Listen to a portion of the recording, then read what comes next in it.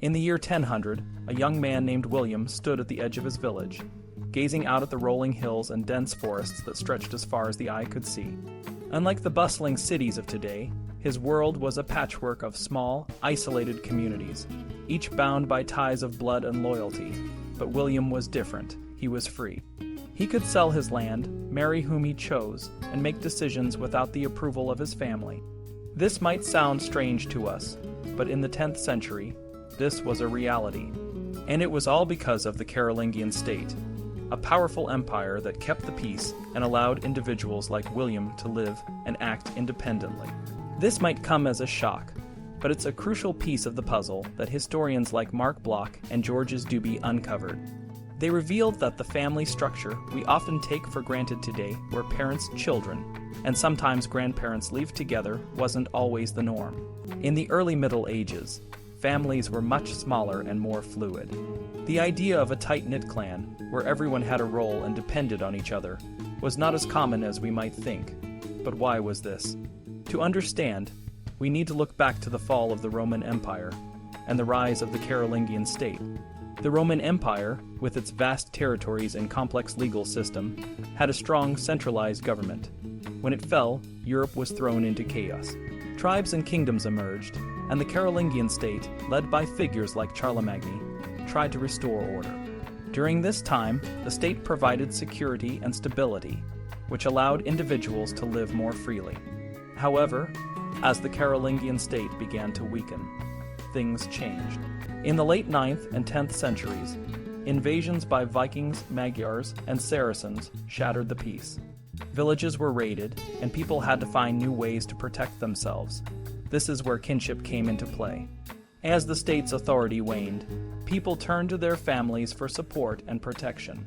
Kinship ties strengthened, and families became larger and more complex. Marc Bloch, in his groundbreaking book, Feudal Society, described this shift. He noted that the family, once a small and flexible unit, began to grow and take on a more significant role in society. This was especially true in regions where the state's influence was weak. For example, in the Maconnais region of France, which Georges Duby studied in detail, the family became the primary source of security and support. Duby's research, published in La Société aux siècles dans la région Maconnais, showed how this transformation happened. He analyzed charters and documents from the great monastery of Cluny to piece together the story of how feudal society emerged. He found that as the state weakened, people formed alliances and bonds based on kinship. These ties were not just about blood relations. They included marriage, oaths, and other forms of social contracts. For instance, a man might swear loyalty to a lord in exchange for protection, and this loyalty often extended to his family. This web of relationships, known as feudalism, became the backbone of medieval society. It was a complex system where everyone had a role, and these roles were often defined by their family ties. But even as feudalism took hold, the family continued to evolve. By the 12th century, the family structure had shifted again. The state, now more stable, began to reassert its authority. This led to a new kind of family, one that was smaller and more focused on the nuclear unit of parents and children. This transformation was gradual, but it marked a significant shift in how society was organized. What Bloch and Duby's work reveals is that the family, far from being a static institution, has always been shaped by the broader forces of history. The dynamics of kinship, the rise and fall of states, and the constant threat of violence all played a role in shaping the family as we know it today.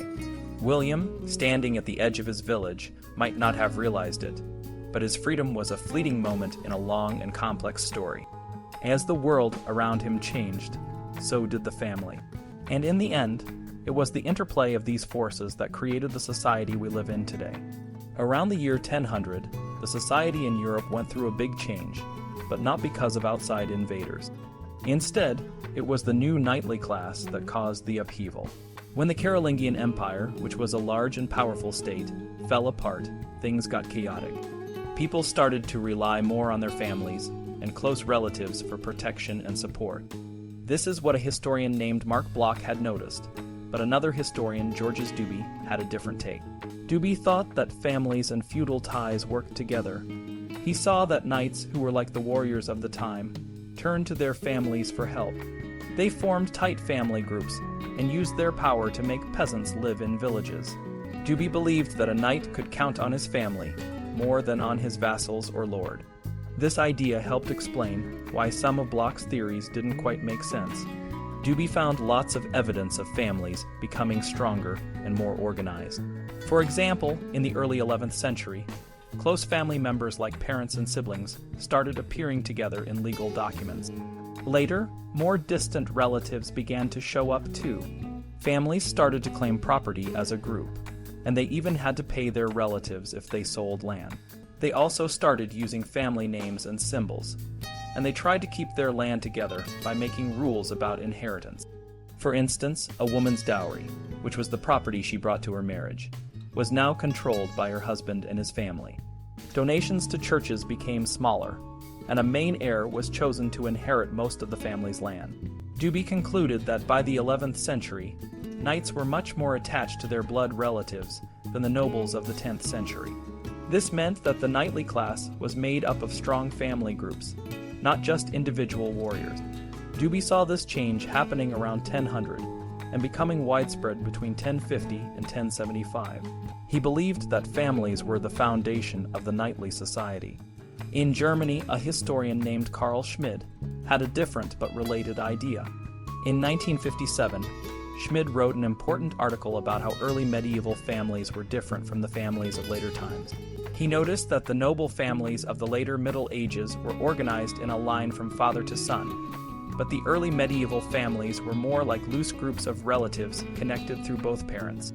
Schmid thought that a big change happened where these loose family groups turned into tight, father-to-son lineages. Schmid's work was part of a larger project called Adelsforschung, which means noble research. His mentor, Gerd Tellenbach, had discovered that the Carolingian Empire had a powerful group of nobles who helped keep the empire together. Tellenbach and Schmid believed that the nobles were not created by the king, but were a natural part of society. They used documents called Libri Memoriales, which listed people the monks were supposed to pray for, to show that early medieval families were more like loose groups of relatives. This research in Germany was part of a bigger shift in how historians looked at the early Middle Ages. Some historians still believed in the idea of a free and equal Germanic society, but others, like Schmid, thought that the nobles were the ones who carried forward Germanic culture. They argued that the nobles had always been there, and that the idea of a free and equal society was not correct. Another historian, Alphonse Dopsch, wrote about the Carolingian period and rejected the idea that early Germanic societies were free and equal. He believed that there had always been private property and a noble class. Dopsch thought that the Germanic people were not much different from the Romans, and that the idea of a free and equal society was a mistake. This shift in how historians looked at the early Middle Ages had a big impact. It changed the way people understood the medieval aristocracy and the development of European society. The focus on families and nobles became a major theme in historical research, and it continues to influence how we think about the past. In the 1930s, an Austrian historian named Otto Brunner wrote a book called Land and Lordship. This book is still considered a classic in the field of social history. Brunner had a unique way of looking at the medieval world, especially in South Germany. He believed that the society of that time was deeply connected to ancient German traditions, and that the way people lived and ruled was very different from how we think about politics and society today. Brunner argued that in the Middle Ages, the state and society were not separate. Instead, they were intertwined. The idea of a state with a clear, centralized power didn't exist as we know it now. Instead, the political order was more like a web of relationships, where different groups, such as noble families, had their own roles and responsibilities. This system was based on the concept of Munt, which was a form of protection that the head of a household was expected to provide to his family, including relatives and servants. These relationships were held together by true, a word that means loyalty and faithfulness. Brunner thought that the feud, which was a common way for people to resolve conflicts, was not just about private violence. Instead, it was a way for people to seek justice and protect their rights. For For Brunner, the feud was a natural part of medieval life, and dismissing it as anarchy was a mistake. He believed that the modern idea of the state, with its clear boundaries and centralized power, didn't fit the medieval world at all. Brunner's ideas were rooted in what he called begriffsgeschichte, which is the study of the concepts and categories that are appropriate for understanding the past. He argued that the ideas we use to describe the medieval world, like state and society, are modern and don't accurately capture how people thought and lived back then. For example, the concept of the household was central to medieval life, and it was the basic unit of organization. The household was not just a family, but a broader group of people who were bound together by loyalty and common interests. Brunner also believed that the sip, or clan, was a fundamental unit of medieval society. The sip was a group of blood relatives who were naturally inclined to help and protect each other. This idea of the sip as a zone of peace was important because it showed how people in the Middle Ages thought about community and belonging. However, Brunner's ideas were not without controversy. He was a member of the Nazi Party, and this has cast a shadow over his work. Some historians have tried to separate his brilliant insights from his political beliefs, arguing that his ideas about medieval society have value beyond their association with the Nazi regime. For example, after World War II, Brunner revised his book, removing the racist language and toning down some of his more extreme views. Despite these changes, the core of his argument remained intact, suggesting that he had something important to say about the medieval world that transcends the politics of his time. Brunner's work also had connections to other important historical movements. For example, the French historians of the Annals School, like Marc Bloch and Lucien Febvre, were interested in understanding history as a complex, interconnected web of social, economic, and cultural factors. Brunner's focus on the household and the sip as fundamental units of medieval society resonates with the Annals approach, which also emphasizes the importance of social structures in shaping historical experience. In the years after World War II, some historians began to challenge the idea of the sip. They argued that the evidence for a fixed corporate sip was weak, and that the concept had been overused by German scholars. Felix Gensmer and Karl Kroschel, for example, showed that the sip was not a clear, unchanging unit, but rather a flexible network of kinship and other relationships. They criticized the way earlier scholars had used the term sip to describe various forms of kinship, even when the evidence didn't support it. Despite these criticisms, Brunner's ideas continue to be influential. His work reminds us that the way we understand the past is shaped by our own concepts and categories, and that we need to be careful not to project our modern ideas onto the medieval world. By focusing on the household and the sip, Brunner provided a new way of thinking about medieval society that still resonates with historians today. In the 1950s, a German historian named Carl Schmid made a big splash in the world of medieval history. His work on family, clan, and lineage in 1956 challenged what people thought they knew about how families were structured in early medieval time. Before Schmid, many historians focused on the later medieval nobility because it was easier to study and more relevant to recent history. The early Middle Ages were often seen as a time that just led up to the more interesting and well-documented High Middle Ages. Schmid, however, found that the early Middle Ages were more important than people thought. He started his career studying a 12th century count named Rudolf of Fullendorf. Like other historians, he initially assumed that Rudolf's family had roots going back to the early medieval period. But something bothered him. The family in the 12th century looked very different from what it supposedly was in the early Middle Ages. To solve this puzzle, Schmid turned to something called Libri Memorials, or memorial books. These were books kept by monasteries that listed the names of people the monks prayed for. Schmid realized that these books could tell him a lot about how families were organized back then. Using these sources, Schmid discovered that early medieval families were organized in a way that was different from what historians had believed. Instead of being lined up in a straight line from father to son, which is called a patrilineage, families were more like a web, with connections going in many directions. This is called a cognatic or bilateral kindred. This was a big deal because it meant that the family structures that historians thought were ancient and unchanged were actually a new development in the High Middle Ages. Schmid's findings were so surprising that they shook up the field. Other historians, like Kroschel, used Schmid's work to argue that the patrilineal family structure was not as old as people thought. Schmid's approach was unique because he combined careful historical research with new methods, like studying memorial books, to understand how families changed over time. Schmid's work was part of a larger trend in medieval history. Other historians, like Tellenbach, were also looking at how the nobility changed from the early to the high Middle Ages. They found that the early Middle Ages were more important than previously thought, and that the changes in family structures were key to understanding how society evolved. Schmid's ideas didn't just affect German historians. In France, Georges Duby, a famous historian, also changed his views based on Schmid's work. Duby had thought that new noble families in the 11th century came from common people, but Schmid showed that they actually came from the older Carolingian nobility. This helped Duby understand how noble families changed their structure during this time. Schmid's work became even more influential when it was translated into English by Timothy Reuter. Reuter highlighted the importance of family structure in medieval history, which became a major topic for historians around the world. Schmid's ideas about how families changed and how they saw themselves were especially important. By the 1980s, family and kinship had become a big focus for historians.